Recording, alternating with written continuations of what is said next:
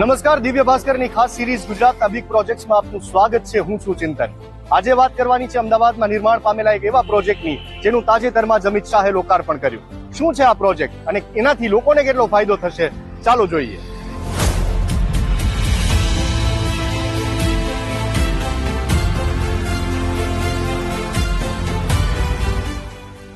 અમદાવાદમાં વેસ્ટર્ન ટ્રંક લાઇનની શરૂઆત થાય છે એનો આ પહેલો પોઈન્ટ છે. મારી પાસે અહીંયા તમે મશીન હોલ જે જોઈ રહ્યા છો તે સરદાર ધામ અને વૈષ્ણોદેવી સર્કલની નજીક આવેલું છે. અહીંથી સળંગ સર્વિસ રોડ પર 27 કિલોમીટર સુધી આ પાઇપલાઇન નાખવામાં આવી છે. એનું એન્જિનિયરિંગ વર્ક કેવું છે, લોકોને કેટલો ફાયદો થવાનો છે, ચાલો જોઈએ. કુલ 326 કરોડના ખર્ચે તૈયાર થયેલા પ્રોજેક્ટથી અમદાવાદના 15 લાખથી વધુ લોકોને ફાયદો થશે.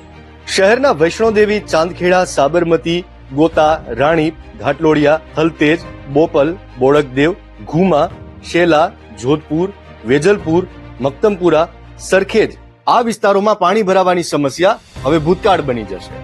સિંધુ ભવન અને તાજ હોટેલની નજીકનો આ વિસ્તાર સતત ટ્રાફિકથી ધમધમતો રહે છે. માઇક્રો ટનલિંગનો ઉપયોગ અહીંયા એવી રીતે કરવામાં આવ્યો છે કે ટ્રાફિકને અડચણ ન થાય અને નીચેથી પાઇપ એવી રીતે જોડવામાં આવી છે કે લોકોને ખબર પણ ન પડી અને કામ થઈ ગયું. એશિયામાં પહેલીવાર ડ્રેનેજ લાઇન માટે એક કાર પણ આસાનીથી સમાઈ જાય એટલી મોટી 13 ટન વજનની આરસીસી પાઇપ. આખો વિડિયો જોવા માટે ડાઉનલોડ કરો દિવ્ય ભાસ્કર એપ.